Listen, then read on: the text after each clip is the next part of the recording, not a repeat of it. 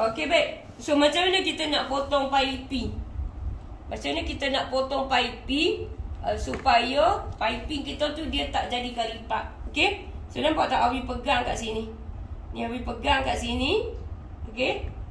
Lipat bikot tu. Macam tu. Okey, nampak tak? So, sikit sangat kan? Okey. Buka balik. Naik ke atas sikit. Ni jari ni kita tekan. Jari ni kita tekan. So, kita lipat. Dan kita pastikan dekat sini 90 darjah. Nampak tak ni? So, yang bahagian ni kita nak ambil untuk buat piping. Okey? Okey, baik. Sekarang ni pegang kat sini. Pegang kat sini. Macam tu. Okey. So, yang ni pastikan dia straight. Barulah benda tu betul. Okey, sekarang potong. Bismillahirrahmanirrahim. So, masa kita potong tu, tak payah pakai pemberat. Pakailah tapak tangan kita tu. Macam ni. Supaya dia tak lari. Dia akan betul je.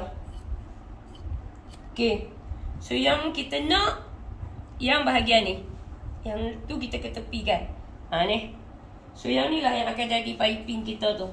So, lipat dua. Hujung ni kita potong sikit. Lipat dua macam tu. Okey, bila kita dah lipat dua macam tu, bagi dia duduk sama elok, letak pemberat. So, kita ambil kita punya pembaris. Pembaris ni, dia buat, dia reka cipta ada lubang kat sini.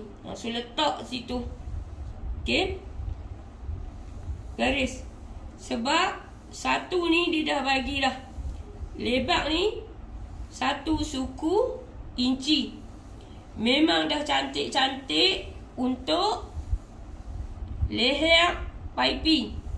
Ada siapa perasan ke tak sebelum ni? Ada siapa perasan ke tak? Okey. Macam tu.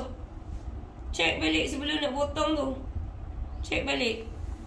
Sebab kita tak mau kecil besar. Ni betul dah ni.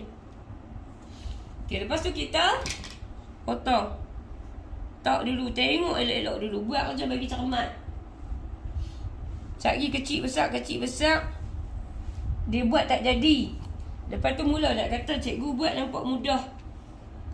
Kami buat, dia tak jadi. Sebab tak buat ikut betul-betul.